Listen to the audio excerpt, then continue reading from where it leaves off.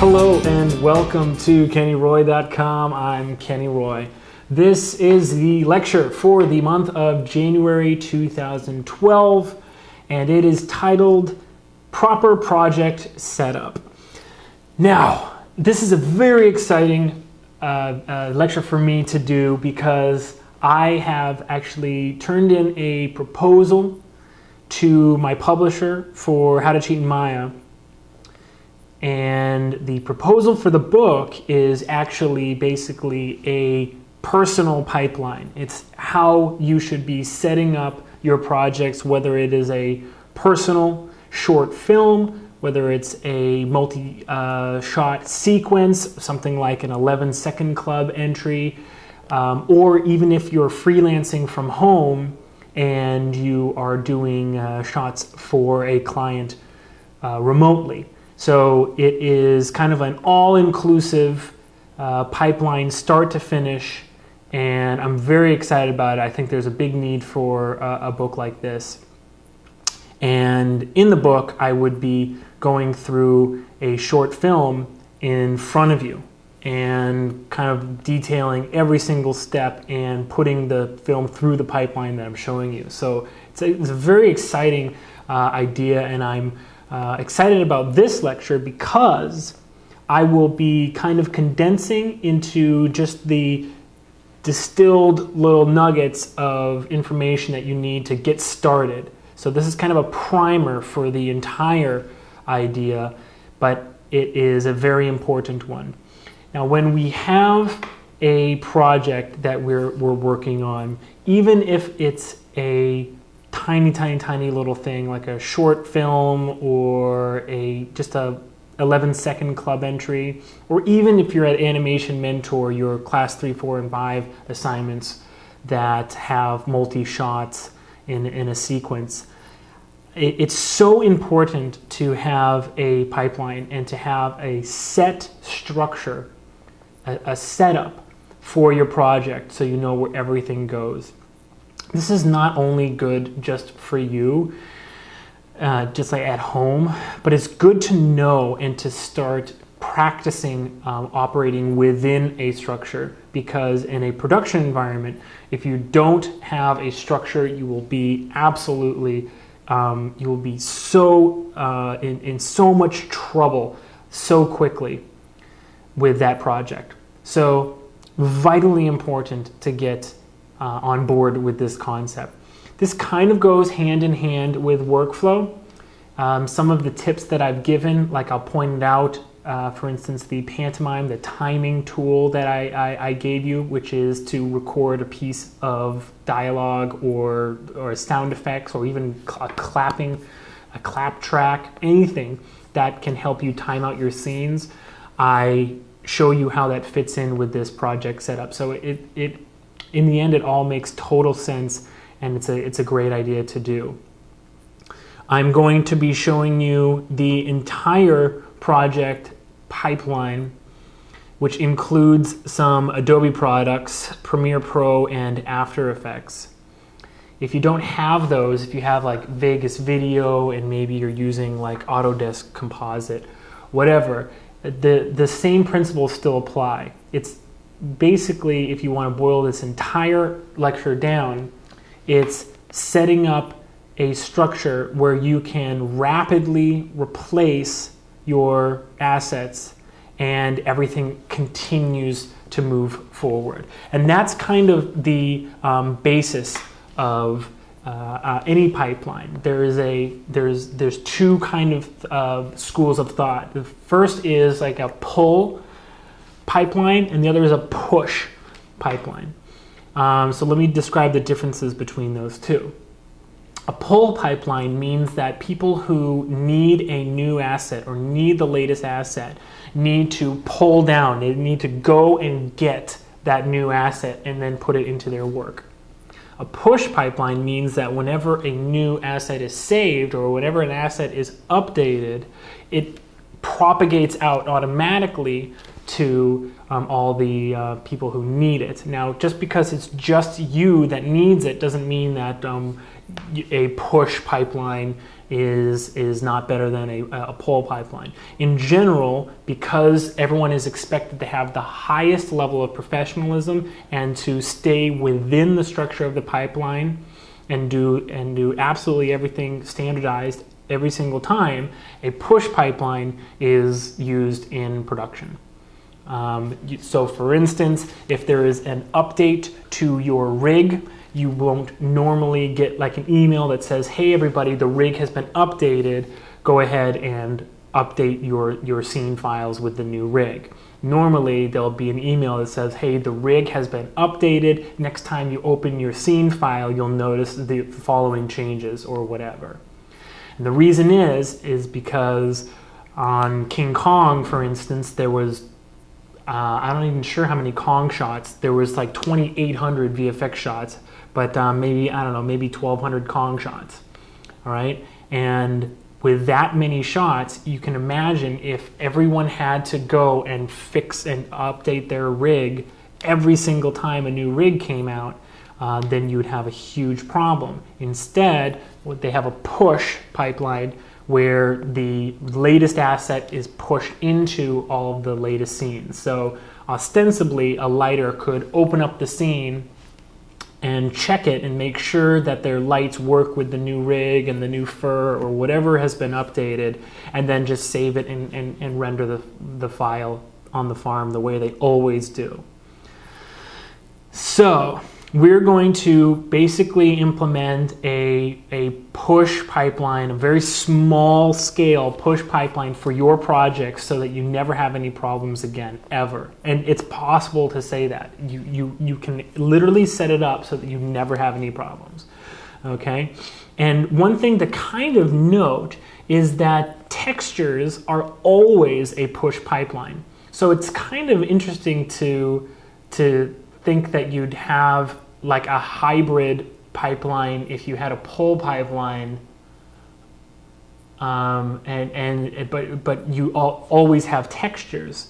So hopefully, like, you see how it makes sense to have the entire pipeline be a push pipeline, because when someone saves a new texture, you're not going to go and you know, relink all those textures. They're going to update the textures in the rig file, and it's always going to be the same. You know what I mean? So we're going to talk first about a publish model, the act of publishing, and but the very first thing we're going to talk about the folder structure. So let's take a look at the folder structure. Here we have a project directory. It's on my desktop. I created it there so that it would be easy to access, but you'll probably want to create all your projects within a folder on your hard drive called projects or something like that, and you should name your projects. Name it whatever you want. It really doesn't matter what your project is named, just as long as it makes sense to you. All right, so mine is called Cartoony Intermediate. All right, and then we have the following 7 folders. Now there sometimes are more or less folders depending on what kind of project it is, depending on whether or not I'm doing sound or not, depending on whether it is a full like animated pilot or just like creature effects for a TV show. So these are going to change, but for the most part I do keep all of these the same, okay? Let's start up at the top. You'll notice that I have an underscore in front of these, and that's because no matter what, I always know that I want these few folders at the very top of the directory when I sort it by name, so I know exactly where I need to click. All right, so everything else is in alphabetical order, but I always want my in, my out, and my ref directories always at the top, because I'm always going, well, in and out, I'm always going in and out of these directories really quickly, and I just need to know where they are. And like I said, these folders might be different depending on whether I'm doing a commercial or an animated pilot. So that being the case, these will change, these will not. The in directory is a directory that I store all of the folders and all of the files that I receive from a client. If it's an attachment to an email, if it's a rough cut they download it off an FTP. I'll always go in there, and let me just do this real quick. I'll always go in there and I'll make a folder that's dated. You do the year, so 12 and 01, and let's do 21, and then just a brief description. So let's say rough cut from client. Reason you do the date first is so that when you make a new folder, when you download something the next day, the 22nd, and this is textures from client, it will be in the right order. All right, and the reason you want a little bit of a description right here is just because when you go in here and there's only dates, you don't want to say to yourself, oh man, what did I receive on the 21st? What did you end up clicking all day trying to find what it was? So just a little bit of a description right here. And if you receive two different things, on the same day, that's fine. It doesn't really matter what order it goes in, and you just have different descriptions. So I get textures from client, and let's say notes. Or let's say, what would it be? Models from TurboSquid. There we go. So then in your scene, or in your in directory, you just have all your stuff organized.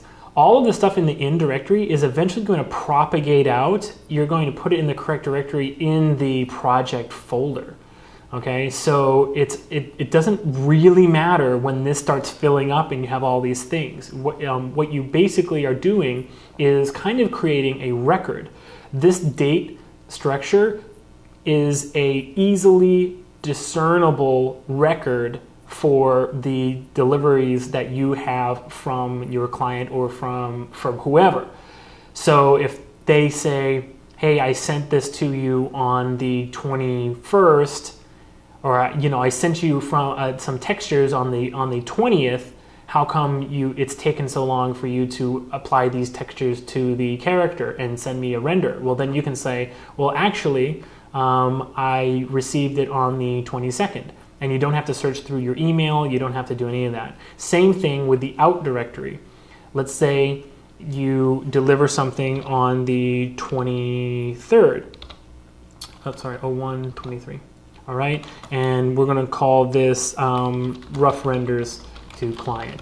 Okay, let's say you delivered this, and the client says, "Hey, you didn't send me anything yesterday. Why didn't you send me what we agreed on?" You can say, "Okay, well, I actually did," and you can at a glance see all of your deliveries, all of the files that you've sent out in the out directory. Once this starts filling up on a long project, this directory gets very, very, very full. Okay, and it's almost as good as email in terms of the way that, an email, you have the definitive, email, the communication that you use to actually deliver something. But at a glance, nothing is better than keeping a very organized out directory in terms of being able to, at a glance, see the flow of your deliveries to client and from client. All right, so that's in and that's out. And then ref, what is ref? I'm going to have to introduce you to this folder, SEQ. SEQ stands for sequence, and it's actually the name of our sequence for this project. This is the Cartoony Intermediate Lecture project. All right, but there's only one sequence, and I didn't know really what it was going to be called, so I just call it sequence. It's nice to name your sequences by 3-letter abbreviations. Let me see here, let me calculate this actually. 3 letters, which means we have 26 to the third. 26 times 26 times 26. All right, so you could potentially have 17,576 different directories using only 3-letter combinations. So you're never going to have more than that many sequences, so that's fine to use. So name your sequences, and what a sequence is just a collection of shots, and it is all of the shots that in like a script would go together in one scene. So in the Matrix, the sequence of Trinity in the beginning of the movie when she's being held by the police and she runs away and then the truck smashes the telephone booth, that would be the end of that sequence, right? So it makes a lot of sense. So our only sequence is called sequence. The abbreviation is SEQ. And in my projects ref directory, you can have ref for different shots. All right, and we'll talk about that a little bit later. But project-wide, my reference, it goes into the sequence folder in the ref directory. And here's all of that reference that I showed you guys for the our intermediate cartoony shot. So here's a guy, with a rubber band. Here is, let's see here. Here's people falling on a treadmill. If you don't know what I'm talking about in terms of the intermediate cartoony lecture, it is available in the store. I highly recommend you check it out. It might be even a good idea if you haven't checked it out before to just take a look at it, because what we're doing right now is kind of going back through kind of the progression of that one project. And if you maybe took my scene file and wanted to go from blocking to polish, then you can actually follow along for the rest of the project looking at these files I'm going to give you. And I'm going to give you this whole thing. I'm going to zip this all up, and I'm going to give you everything so that you have an entire project set up exactly how it should be, and you can see how well it works. Okay, so that's kind of cool. You can look through these folders yourself. So at any rate, so then we also have this, which is the video I recorded. This is my video reference. When I'm doing a cartoony shot, I normally like to time it out with my fingers and make sounds and sound effects and whatever. So here's the actual sound effect I used. One more time.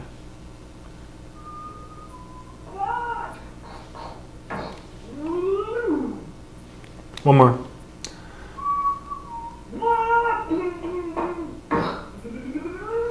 Okay. So I then take this, and remember the advice that you should all be checking out is making that sound effects track and then putting that into your Maya timeline, okay?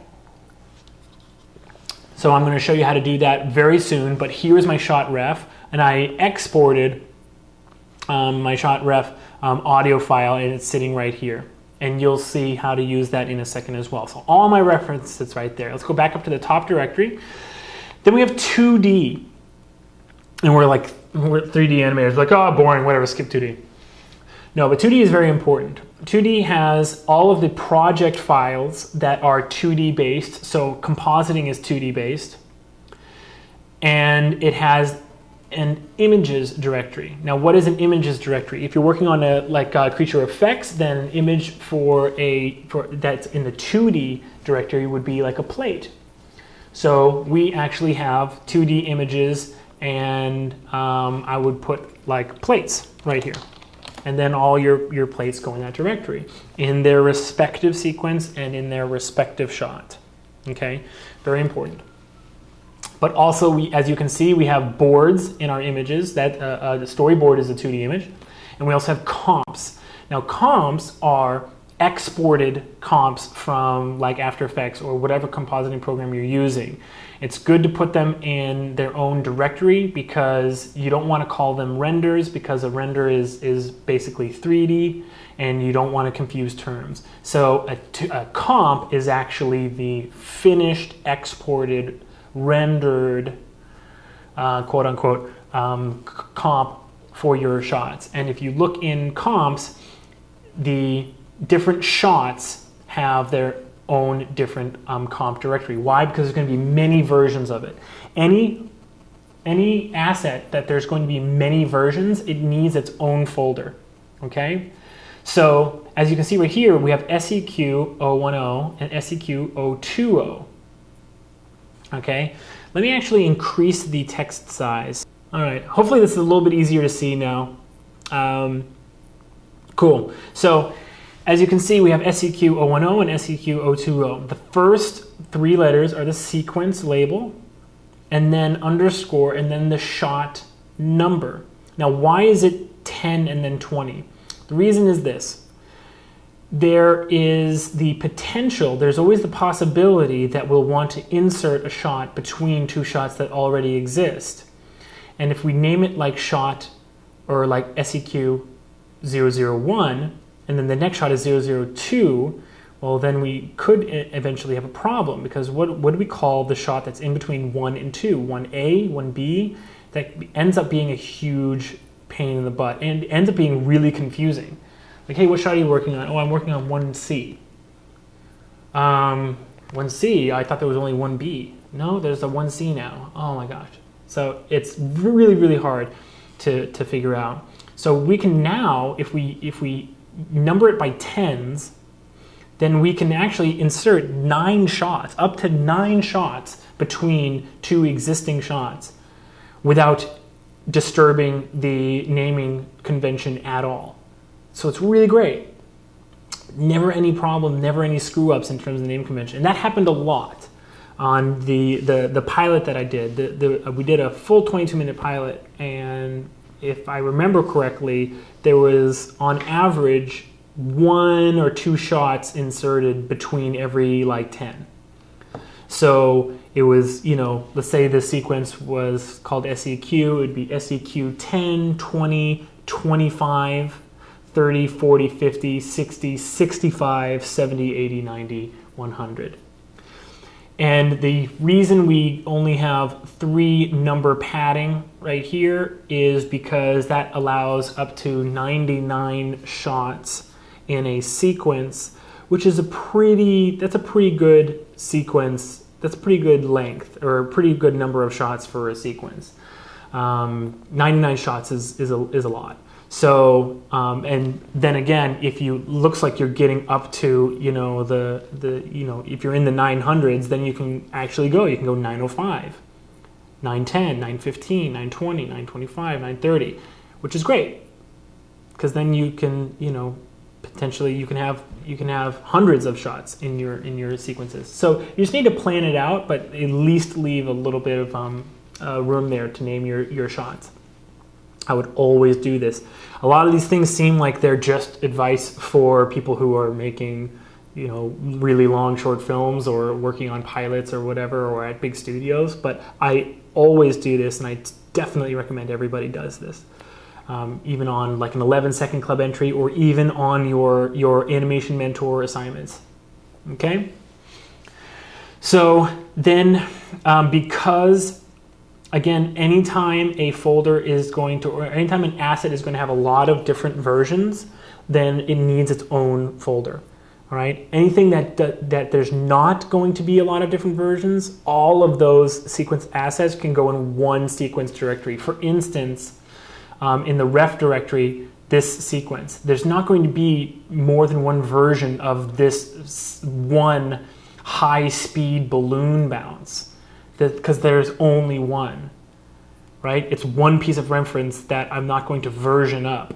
So I'm not scared of there being high-speed balloon bounce version 1, 2, 3, 4, 5, 6, 7, like filling up this directory. Whereas in the comps directory, in this sequence, in this shot, I might have, you know, comp version 1, comp version 2, comp version 3, 4, 5, 6, and the same thing when you're animating. You have animation versions 1, 2, 3, 4, 5, 6, like up into the, you know, 40s on a feature animation. Okay.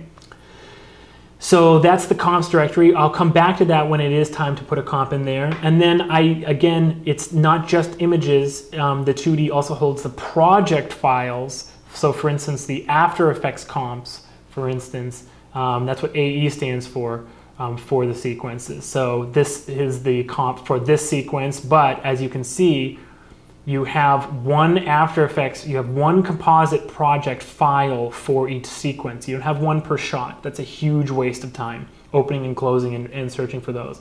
After Effects allows you to have multiple comps, so that all the comps in your one sequence can go into one file. There's no problem with that. But as you can see, it will be versioned, so it does need its own folder, right? So it's not just After Effects and then Sequence Comp V01. There's actually a sequence folder, and inside that folder, that's where the sequence comp is, okay?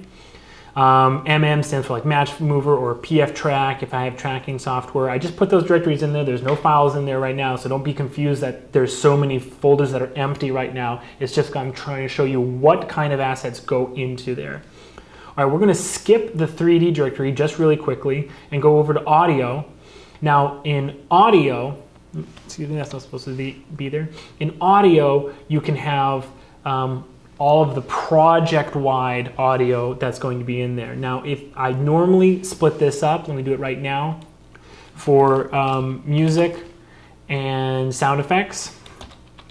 All right. Now, you probably are wondering, like, okay, well, if it's music and sound effects, like, why is that project-wide? Well, ostensibly, you're going to use, like, let's say you're doing a like Star Wars fan film. You're going to be using the same, lightsaber sounds over and over and over. So that's why this is like project-wide. This is more for the editorial stage, and that's what the editorial directory is for. It holds your edits. So this is a Premiere Pro project file, and it's called Cartoony Cut, and then it's just versioned up. All right. Now Premiere Pro has all of these weird directories, and it fills it up with all of this, all these stuff, all these encoded files, all this garbage. It's not a good idea to try to fight that too much. So I do normally save all of my cuts in one directory, just called editorial. Okay. Now let's jump into the 3D directory. Yay! Finally, we're in the 3D directory. What goes there? Well, your 3D directory, you'll recognize this. It's actually a Maya project directory structure. Now we don't know how, the 3D is going to turn out in terms of like, are we going to have to cache some particles? I mean, sometimes we do know ahead of time, like, oh, this is a very effects heavy project, and there's going to be lots of particles and hair and fire and water and stuff like that. So we don't want to fight against what Maya wants to create for us by default. So my point here is that you're going to have a lot of folders that you're normally not even going to look into, but don't try to fight against that and like constantly delete them or whatever. Just know that you have basically 3, sometimes 4 directories that you're going to be working out of. Actually, there's more like 5 or 6. Those are assets, sometimes data, that's the or 6, all right, but mostly assets, images, scenes, sound, and source images. Okay, so let me talk about just those. Assets are where you save all of your assets. If you're going to be modeling, this is where you save your models. Every single model has its own directory because why? It's an asset that you're going to be versioning up. You don't want, the guy's name is Groggy, so you don't want the Groggy to be like Groggy model version 1, 2, 3, 4, 5, 6, 7, like, and then right next to it it's like Spider, and then right next to it it's like the environment or whatever. Everything has its own directory, okay? And so like here it is, like here's the Spiders model directory.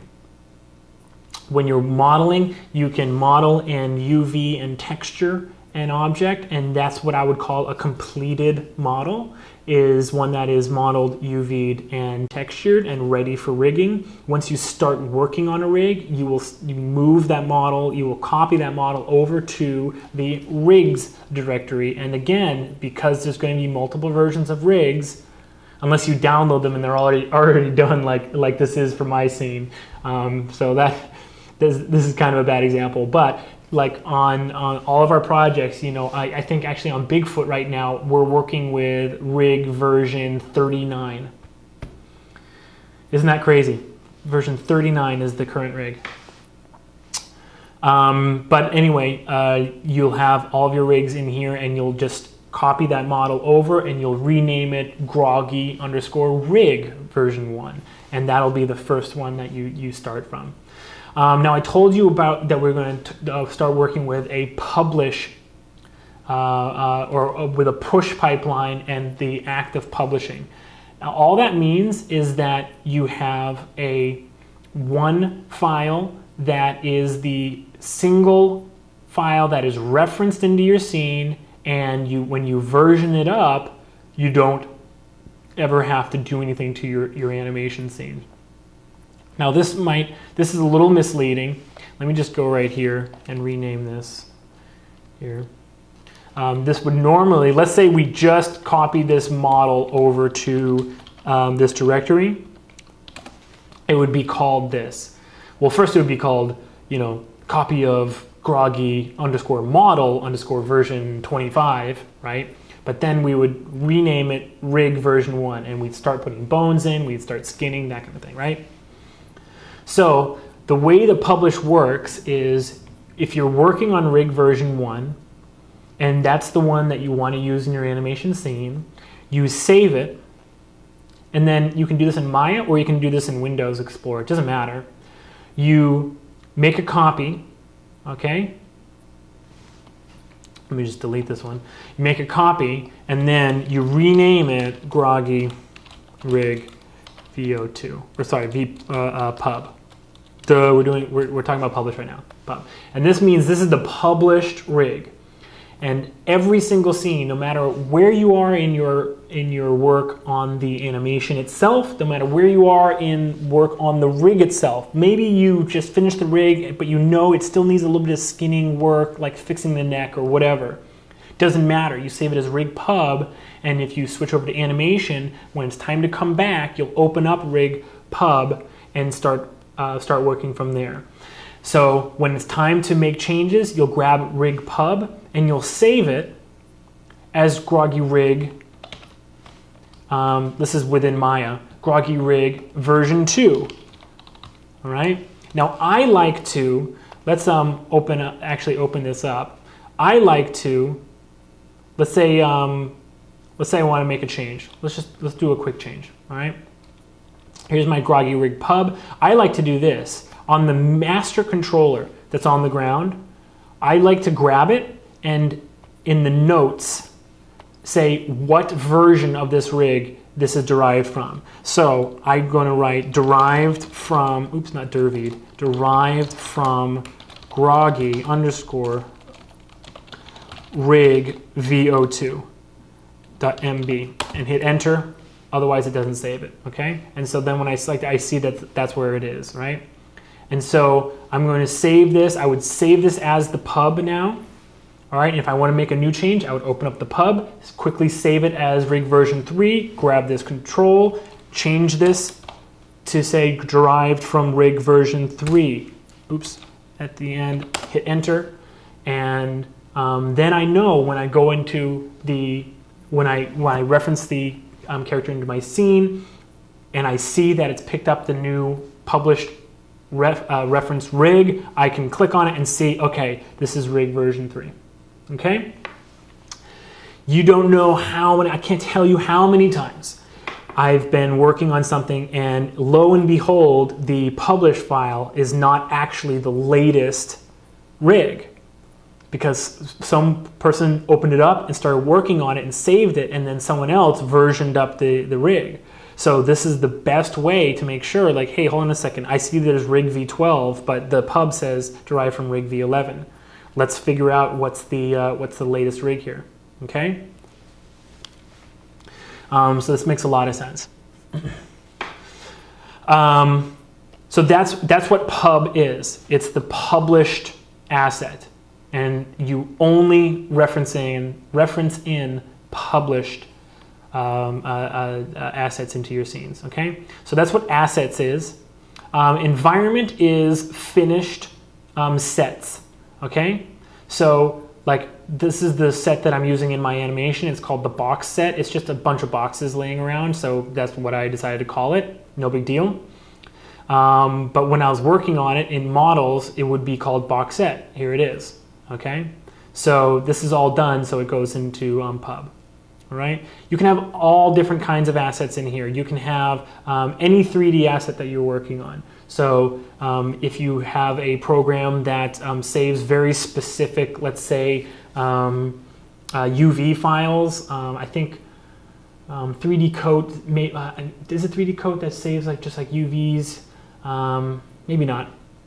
But anything you want in here that's a 3D asset in a working folder or a working asset, you can make a new folder for it, okay? Data is just where sometimes there's things like particle caches,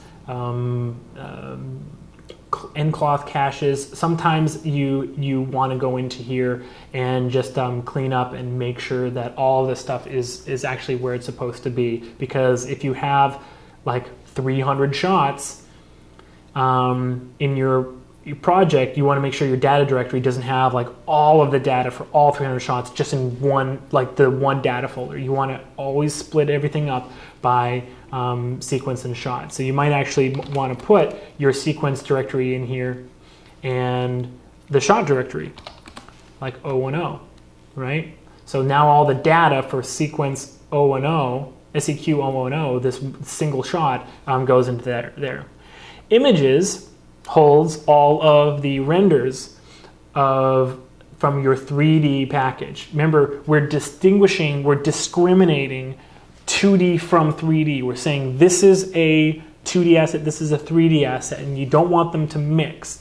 So even though it's a 2D image that is the result of your 3D render, it goes in 3D images because that's where it came from. And this will save you confusion when you are doing things like if you download a plate or a big, like expansive, like beautiful photo of a sky that you want to composite, not put in your 3D Maya file, but like composite into the background, then that will go into 2D images plates, right? Because that's something you're going to put in. And you'll never be searching through like, wait, did I render that out? Where does it go? Is it in the shot file, the sequence file? It doesn't matter. So in images, I like to put play blasts. And then this is all the play blasts for this one sequence. Normally, I said that you have to have a folder for everything that's going to be versioned up. The only exception is play blasts, because play blasts are like one singular file, and normally you're working with play blasts a lot in edit throughout the entirety of your project. So it's a huge pain in the butt when like there's like 300 shots and like maybe 50 of them are updated, and you have to go into every single project, every single shots folder and grab the newest play blast and drop it on the timeline. It's kind of a little bit easier, even though this will fill up maybe 1,000 files. It's actually easier if everyone's following the right naming convention, okay? Which I'll talk about as well when we get into animation. But if everyone's following the right naming convention, it actually is easier to look at a directory that has 1,000 files and to go into 300 folders to get the latest, okay? So this is one of the only exceptions in terms of that folder structure. Then in renders, this means that anything that's been rendered out, and I like to segregate it by the shot, because we only have one sequence. If you wanted to, you could actually make a new folder for that sequence. But if you have a few number of shots, it's easier to just make sequence-specific directories to hold your renders. And then the version. Now, the render version sometimes doesn't match the animation version. Well, actually, it almost never will. And it also doesn't match the lighting version. So you can't call your render, if let's say you worked on up to version 10 on the animation and you were lighting it, you saved and closed it, saved and closed it, did some tests, saved and closed it. Maybe your lighting file is up to version 5. Right? You can't call your first render version 5. Your first render is version 1. However, what you'll notice is that in all your layers, that the version of the animation is here. And now I did this I did this, I'll show you how to do this correctly. I did this render because I had to render locally because my farm at the office is totally being hosed right now because we have a couple big projects delivering. So I actually I didn't do that totally correctly, but what I'll show you how to do is to make it so that the actual renders themselves tell you where they came from, okay? And it's not hard at all. Images, okay, then scenes, let's skip scenes just for a second. Sound will have the audio reference files for all of your shots, and it's good to just organize it by sequence, right? So sound, if there was another sequence called, let's call it, let's say it's a sequence in like a pit of mud, so we call it like MUD. That would be the mud sequence, right? So that would have all the audio reference files for the mud sequence. This one has all the audio reference files for the SEQ sequence, okay? And then source images is what I was talking about before, which is always a push, always like a push pipeline structure anyway. So there are no source images in this project, so it's kind of like I didn't want it to be totally empty, so I just made something right here. It's not actually a target file, it's actually a text file. I just renamed it. I just wanted to show you a little bit, just really quickly, the start of the naming structure. You want to start with the asset name, and then you want to talk about the asset description, what this is for, like a texture file, but it's also for animation files. I'll show you that now. What the asset actually is supposed to be applied to, or what it pertains to, and then the version. And I like 2 number padding because you normally don't have more than 99 versions of anything, and you never ever want just one number because that gets totally screwed up when you're organizing by name when you're looking at your directories, okay? Then let's go back into scenes and then you'll see what I'm talking about. Every sequence has its own directory. Let me just really quickly make a new sequence, mud. Okay, so this would have all the mud shots in there, and then like I said, any asset that's going to be versioned up over and over and over has its own directory. Okay, so this is shot 10 in the SEQ sequence, as you can see over here, and shot 10 I had to pare down the directory because it was getting too big, so I'm sorry about that, but there will be all of the versions, version 1 through 10. This is obviously the latest version of the animation, okay? And so that's pretty important. What you want to just be sure is that you are following the same naming convention with everything. So let's take a look. This is the sequence name, SEQ. This is the shot number, okay? This is the task, basically, is animation, anim, and then the version. And it's that simple, okay? And I'll show you how to name light files in a second. All right, now let's really quickly, let's just jump into Premiere, and I'm going to show you an awesome trick for making sure that you can always have frame counters, shot labels that are super clear for everybody to read, and so that you always know that your shot is the right length, and then you're delivering in a standardized way. Too many times I've had students who like turn something in and they're like, oh, I don't know why, but the sound is not playing, or like the sound plays and then the audio plays, or something like that. It's like, you've got to get rid of all those problems. So here's how. I'm going to jump into Premiere, and if you don't have Premiere, this works with Vegas Video or any nonlinear editing system that has multiple tracks. I think Final Cut is even available for students. I think it's like $200 or something like that, or even Final Cut is like $400 or something like that. So it's very affordable. So you definitely do need to find like an editing package. This is saved in the Cartoony Intermediate, as you can see right here, editorial directory, and this is just cut version 1. Okay, and what you'll see is that I've already set up my layers to work with a naming convention that is going to work for me. So let me Let me just delete this track. Delete video 6. Okay. So the first thing we'll have is boards. Boards will live on the bottom, and here are the boards. Let's look over here in the program window. This is Groggy sitting there, and then this is when he freaks out and he jumps up in the air and then runs away. Right, zips out. Very rough board, doesn't matter. And then here is our shot ref. This is our audio. This is the audio we're going to use to time out the project. Okay, so let's listen to it real quick.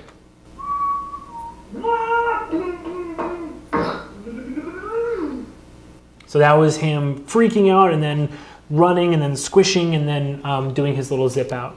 All right. So the best way to make it so that you get the right frame length and all of your shots always work out perfectly is this. Once you have your boards timed out, constrain your timeline to a board and then export the audio. Okay? Just of that one section. Okay? So let's see here, export media. This is Windows waveform. Okay? And then it goes into the 3D sound and then in the sequence that it belongs in, and then you just save it. So this would be shot 10's ref.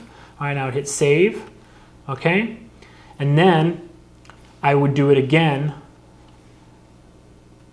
I've already done it, so you don't have to wait through this export. Then I'll do it again for this sequence shot right here. Okay, and then I have.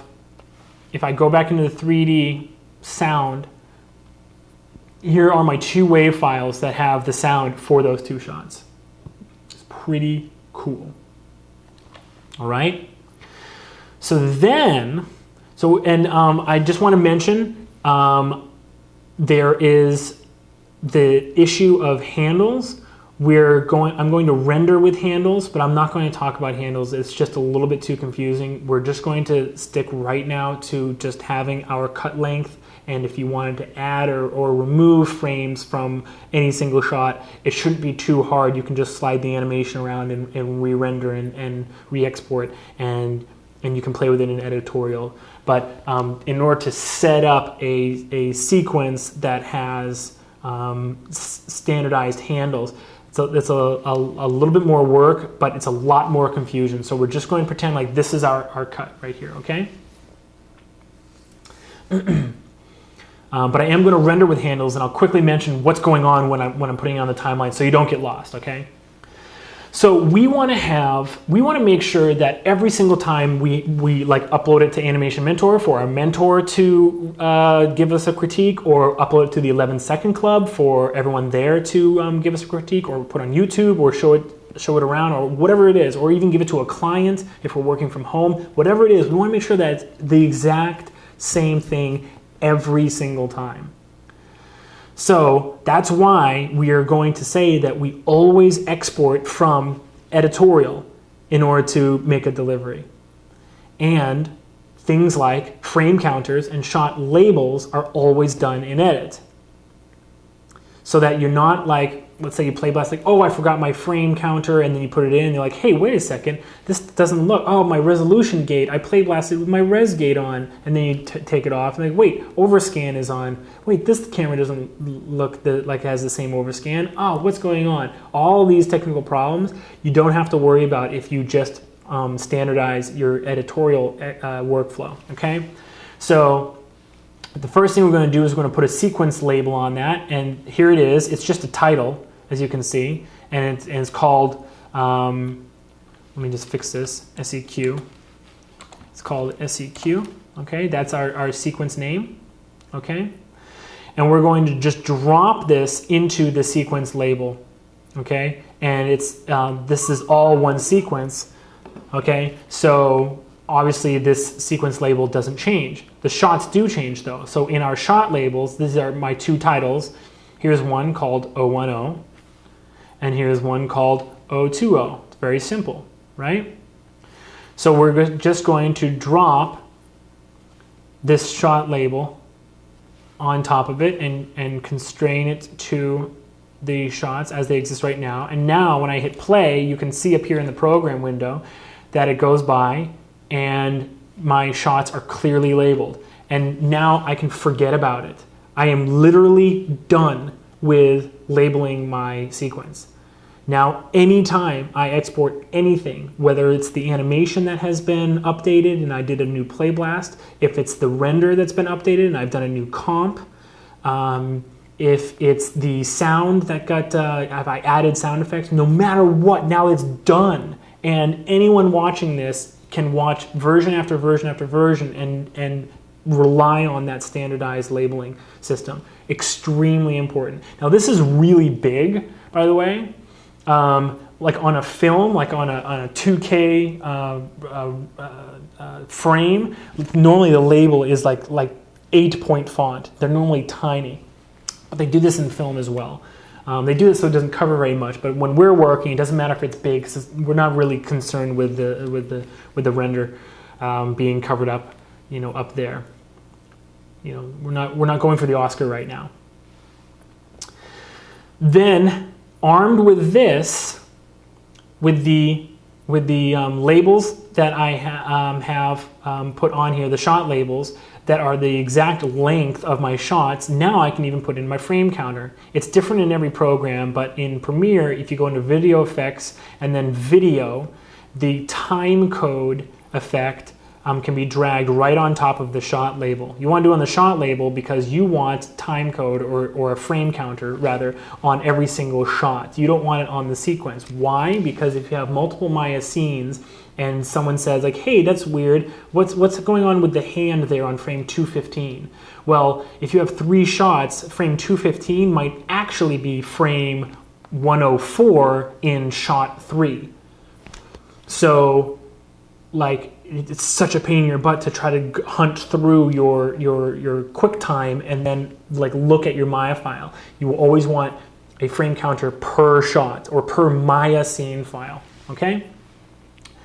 And if you just go into the options here, you can just make the format frames instead of SMPTE, and then the offset is 1 so that it starts on frame 1 right here, okay?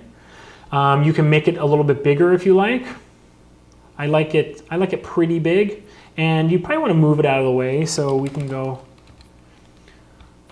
too far. So 250. There we go. Over there on the side. Okay, and then as you can see, we need to fix this one. It's as easy as actually copying, Control-C, and then Control-V on the new shot. There we go. And so as you can see now, I hit play, we have the frame counter, it's in both shots, we have our shot labels. This is starting to get too easy, okay? So armed with that shot ref audio file that we did, and remember I gave that tip, I've given that tip in almost every single lecture since the beginning, all right? So if you aren't using this by now, like I don't know what's wrong, because I think I've proven with the couple of shots that I've shown you using a audio like sound effects track to time your animation, I think they've turned out pretty well. So I'm gonna start getting insulted if you don't do this. All right. So we know that we always use referencing. Always, always, always. Okay? So the first thing we're going to do is we're going to load our references. Okay? We're going to go with Groggy Rig Pub. Here he is. Okay? Then we're going to reference in the set, which is in Assets Environments. Here's the box. Okay, and I actually put the spider into the set just because it's not a dynamic piece.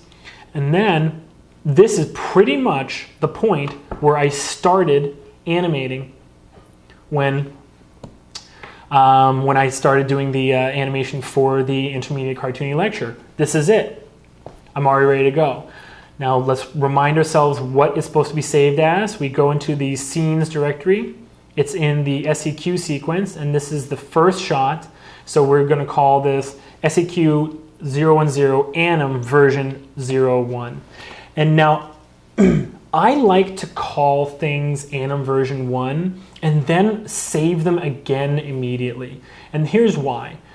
There's no real use in making a layout stage of your animation when you're working from home, but it is a really nice stage.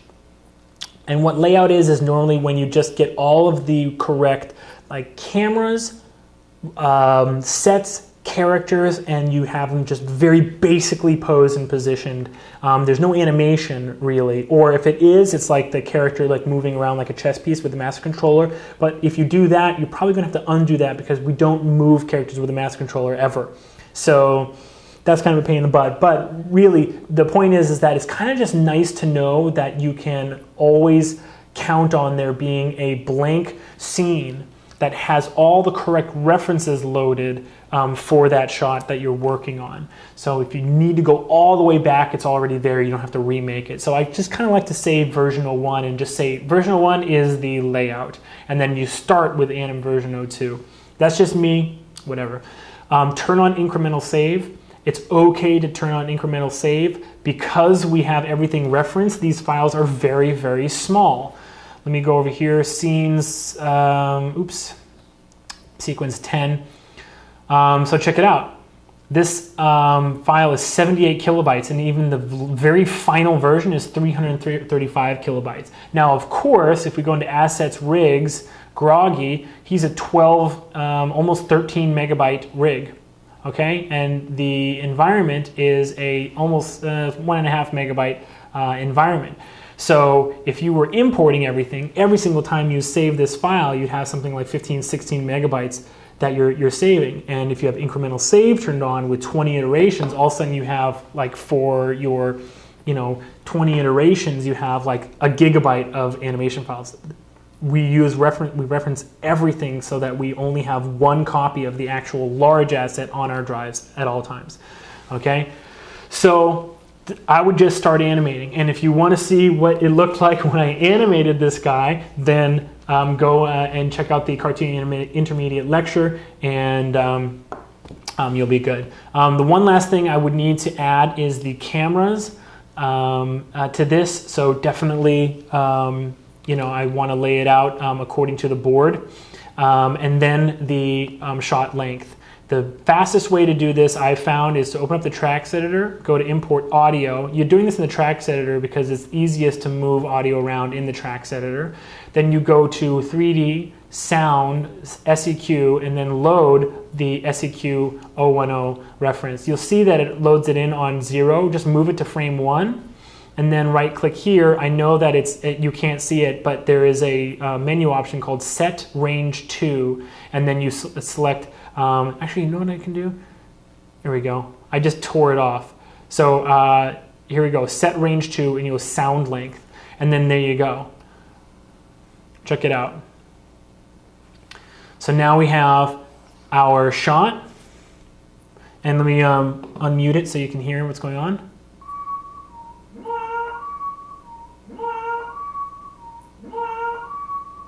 Now, how easy it is to work on this shot now. I can grab this guy and he's, looking around, and then he sees the spider, and then, and he begins his jump in the air. And I cut right on that action. Because it's always very fun to, it's normally when you want to cut is on the action. So this is ready to animate. It's ready to rock and roll, okay? I would do the exact same thing with the other shot, okay? Reference in the correct characters, and sometimes if the two scenes have very similar layouts, I'll actually save the SEQ like 010 version 01, which is my layout version. I would save that as 020 as well. Why not? Because it's the exact same layout, doesn't matter. I would just load the correct sound file, set the range to sound length, and just make sure that all the correct parameters are loaded into the other shot. This kind of looks like the board that I drew, where he's leaning on the what do you call it, on the pedestal here. Just quick tip: if you create a camera and then in your outliner you grab your perspective and the camera, and then constrain, point, and orient like that, and then on your camera just delete those. Look what that just did. As long as maintain offset is turned off, I just create a camera in the exact same position. Actually, it looks like my perspective actually has a different focal length. Where is it? Attribute editor. Yeah, I have my cameras defaulted focal length of 50 because I just really hate when I forget to just make a little bit of an adjustment and my camera look the same as everybody else's. So a 35mm camera is very boring and you should never use it. So just so you know. Anyway, so but that little tip I just gave you is good for if you are moving around in your perspective view and you know it's like, oh, this is a great camera, but I don't think I'm going to be able to get a camera to be in this exact position. Well, you can actually do that pretty quickly. You can also use align tools, but I just find that the align tools don't work all that well when you have lots of like nested constraints and parents and groups and things like that. So anyway, this is, I would work in this all the way up until I got to right here, and this is the version of the file that you guys are going to see me finish. So here is, and let me just make sure that the sound, make sure the sound is loaded correctly. It's not loaded in this one. There we go. Okay.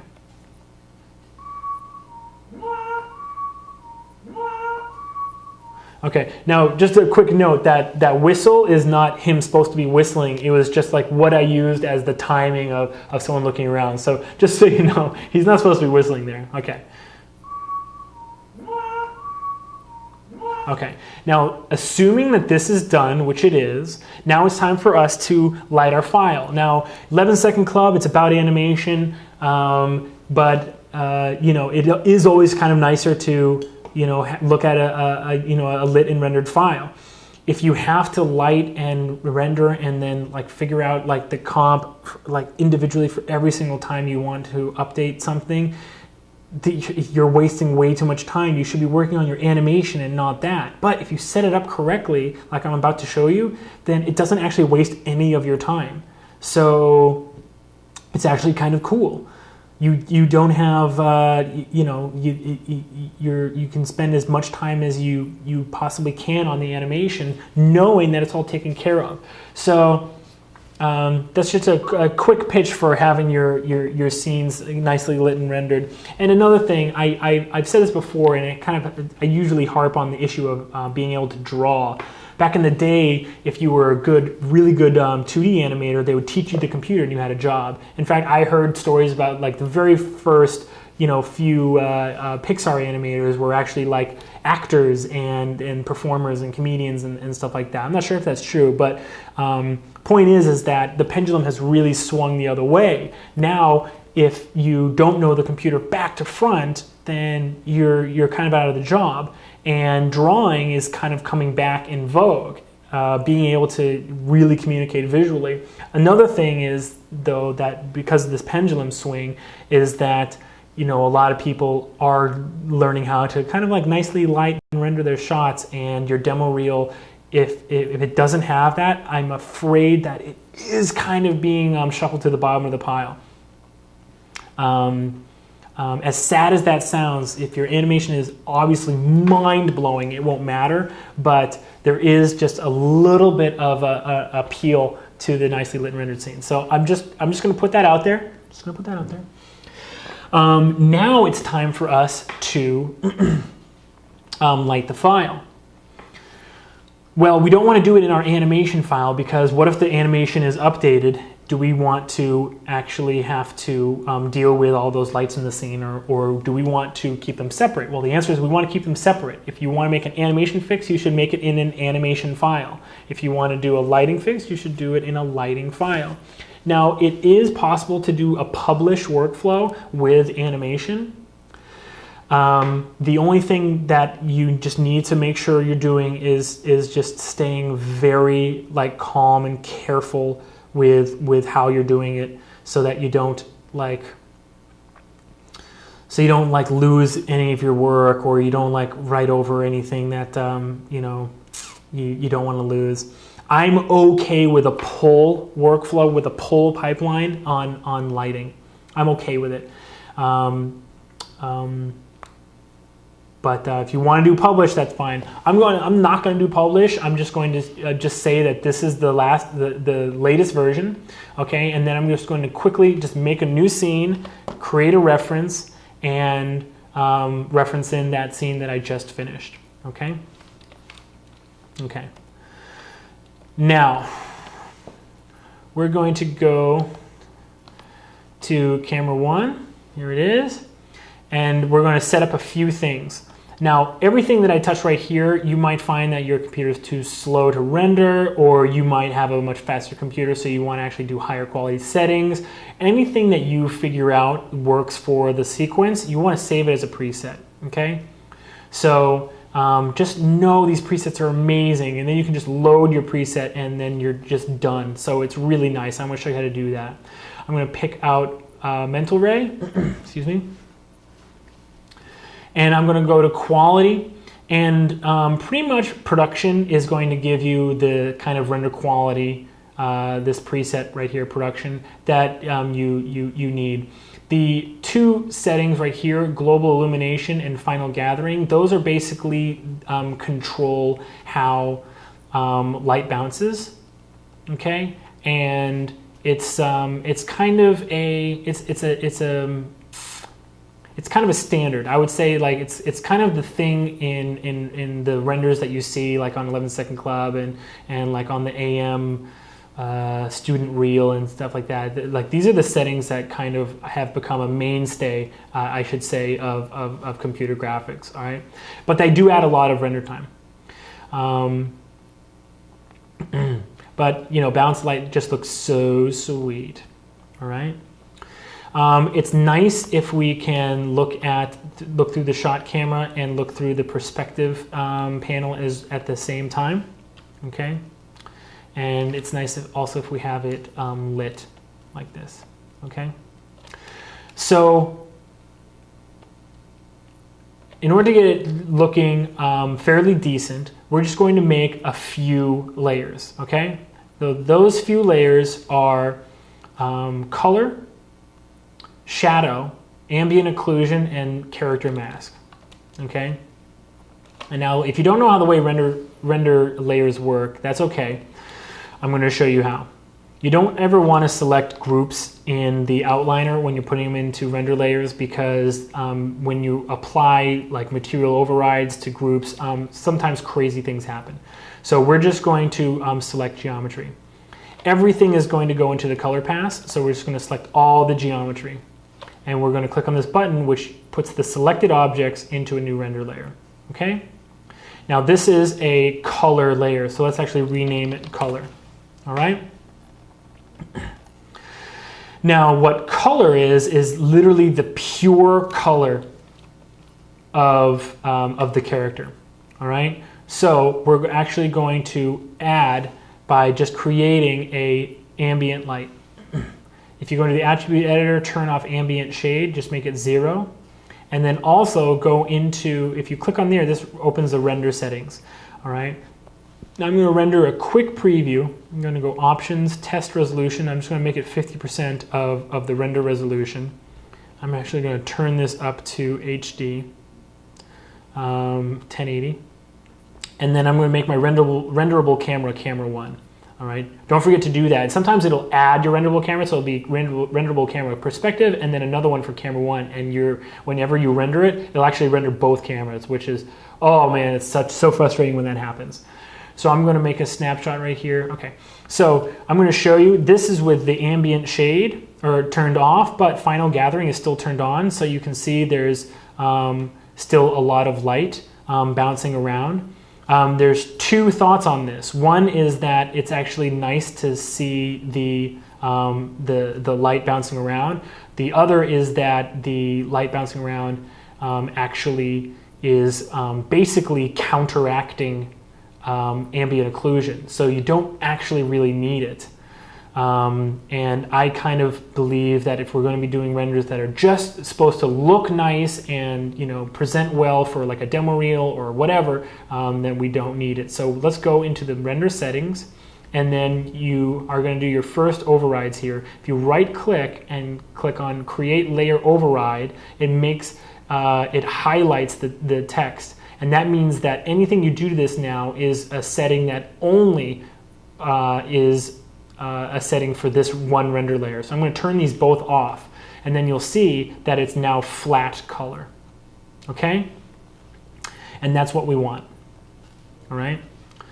Now I'm going to select all the geometry again, and then I'm going to create a new layer, and this one's called shadow. All right, now we're going to create another override. All right?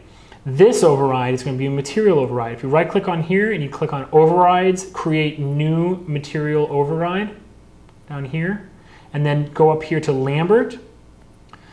I'm going to make this a white Lambert and diffuse value of 1. And now we need to create the light that's going to cast a shadow, light, directional light. Let's turn on shadows with 7, and let's aim this directional light like it's the sun. So an angle like that. A few quick settings like, you know, intensity a little bit hotter, like 1.2 normally makes it look a little bit more like sunlight if it's just a little bit hot. And then in shadows, use ray trace shadows. Light angle, this is basically how soft the shadows are, because the light angle is kind of approaching from like a part of a sphere, so like 10 degrees of a sphere makes it pretty soft. And then turn shadow rays up to 25. You need to make the same settings in your ray tracing quality. So if you go to quality and then down to ray tracing, make your shadows 25 right here as well. And then you'll see that we now have a pass that is basically only where the shadows are being cast, and we can multiply this layer over the others in comp. See what I mean? Good. All right, so that layer is done. Now we want to have the ambient occlusion layer. This one's very easy to make because the preset actually works with this one. Go ahead and select all the geometry, make a new layer one more time.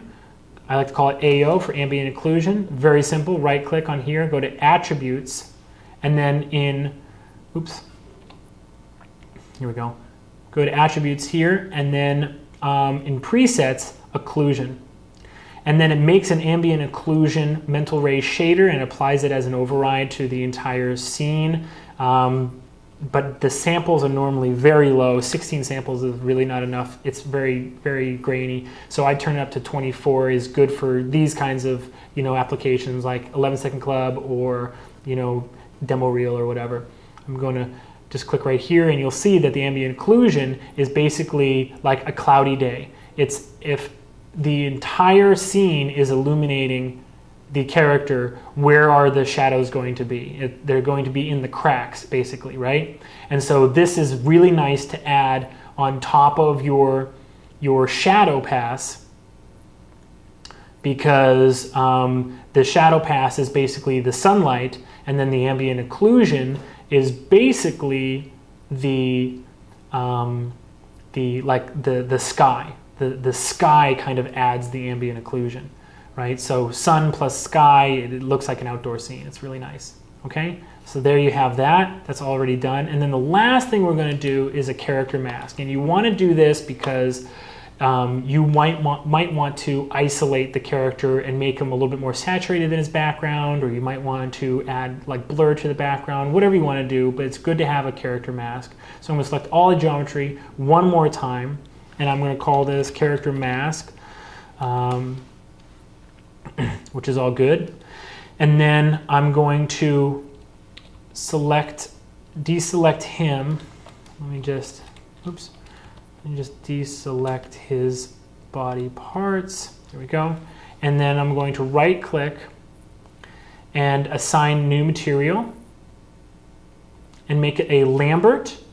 And these are kind of interesting settings that we that we use here, we're going to make it perfectly black, and the matte opacity is going to be black hole. What that means is it's going to literally cut out anything that is not occluded by these objects, or is occluded by these objects. So it's a true mask. And then we're going to select his geometry, and we're going to make him a white surface shader. All right, so we're going to go assign new material, surface shader, okay? And then we're going to select the new surface shader, and we're going to make it pure white. Now, one last time, if we render this, we'll see that we have he's basically just a mask. And we can use this in any compositing program to isolate the character, all right? So there you have it, all of our 4 render layers that we're going to use. And they're all set up, and they're super, super easy to set up. And we're pretty much ready to rock and roll with this scene, okay? We're going to save this scene as AnimV10 _light version 1. Now we're doing that because we always want to know what version of animation is being represented in our light file. You don't have to do that if you're doing a publish with your animation. Again, I don't like to publish with the animation because I normally find that you're versioning so often that to make a pub just causes confusion with the animation file. But if you want to, that's super cool, and I encourage you, if you really want to do it, to do it. But we always want to know what version of the animation that the light file comes from. Another reason that you might not want to do a publish for the animation is because if you have a light scene that works with if you have a light scene that only works with a certain piece of animation, if something broke in the animation and your lighting no longer works, you need to know what version you have to go back to. And there's no way to really tell if you're using the publish version of animation. So just something to think about. One last thing, you always want to save with the master layer selected. It's a small, kind of like unknown weird bug with Maya. If you have reference rendered layers, sometimes it screws up. So you always want to make sure that you have that master layer selected when you save your file, okay? Don't forget to save your settings as a preset. I'm going to call this SEQ render settings, okay? But I'm going to show you a really cool thing that we can do pretty much right now. So I'm going to save the scene one more time, and then I'm going to go into the reference editor, okay? And I'm going to replace this reference with shot 20. And the cool thing is that all my render settings are still saved. All my render layers are saved, and if I just go to the new camera, here we have it. Here we have my other scene that is ready to render. So this is really nice because now I can just save this into the 20 directory and basically be done with it. So it's nice to have presets that you're working with. And speaking of presets, so if we go to the reference editor, sometimes what's nice is to just remove the reference, and then you know that this is actually, these are your render settings, right? So if I reference in, let's just pretend that this is a reference, right? If I reference in this new animation file, which is just a ball, right? Now I can add the ball, to the color or the color layer, for instance. Okay, the ambient occlusion layer, right?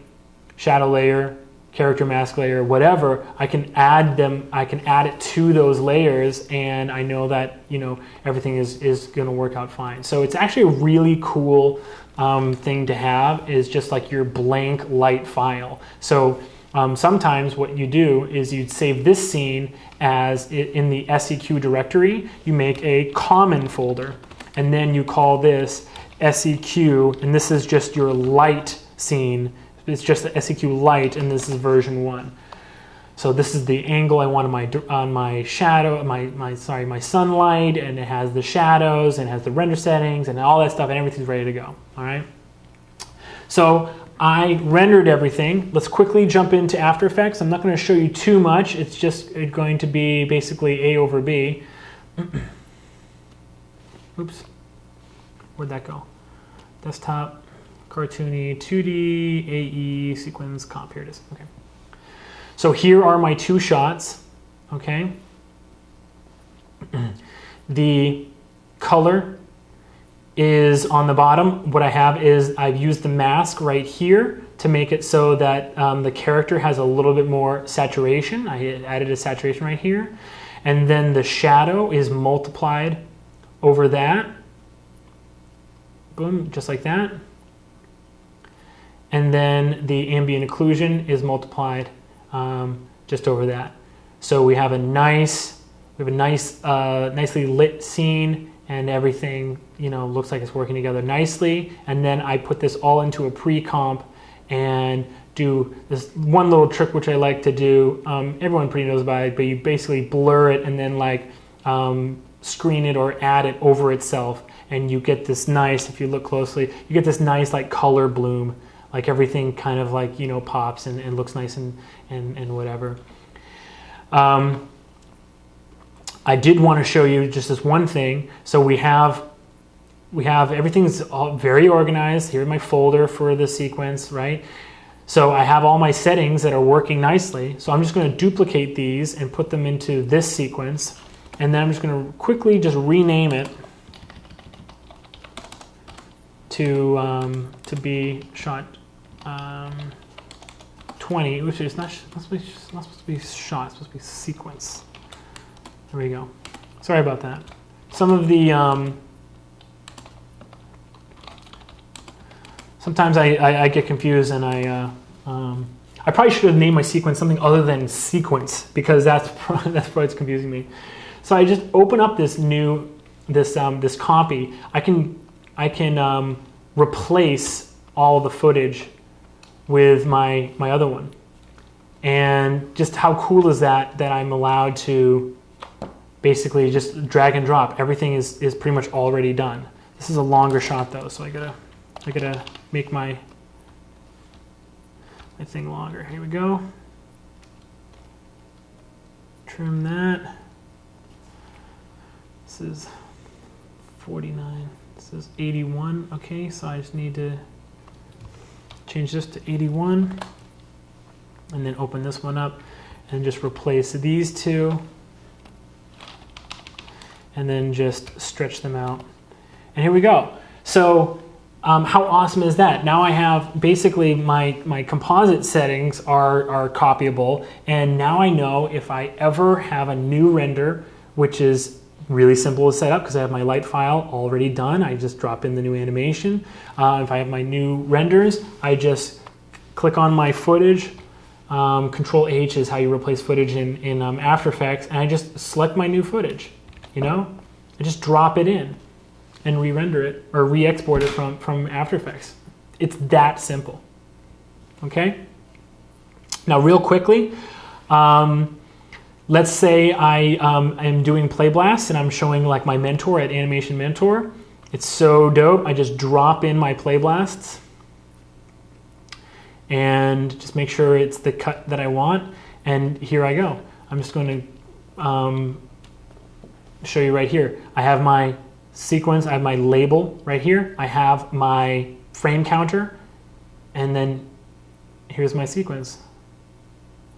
My supervisor is going to be able to note this so easily and tell me exactly what to do. Okay? Then I export from After Effects. Let me drop in my renders on top right here.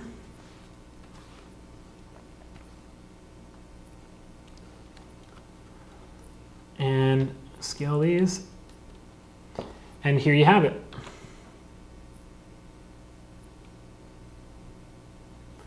Now let's listen to it with the sound. And as I hope you can hear as you're watching this, this is my final pitch for recording like a sound effects track or like an inner monologue to time your scenes. Take a look and tell me what you think.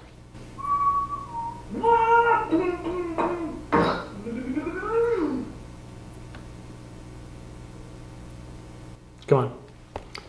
Oh, right. So just a few things that I forgot to mention. By default, Maya, when you render, it's going to put the scene file as the name of your render. Okay, so we don't actually want that. We want we want to know what pass we're looking at. Okay, so the way you do that is you let me show you. Let me save this stuff and close it. My computer is starting to die. You can only record an hour and 20 minutes of Camtasia before things start to go horribly wrong. But before I close this, let me just mention again how easy it would be and how nice is it to have it standardized so that when I export this from editorial, my mentor or 11 Second Club or my supervisor or my client, anyone who looks at it knows exactly what they're looking at and they can note it, and it's the same. I'm not afraid of my sound cutting out because I've done it. I've exported the same way 100 times. I'm not afraid of my frame counter being weird. I'm not afraid of anything.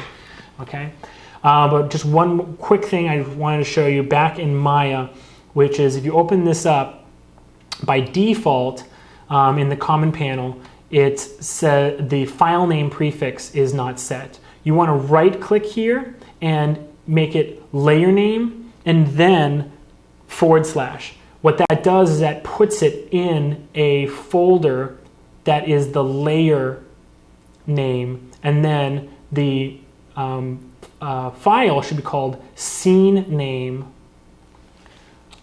_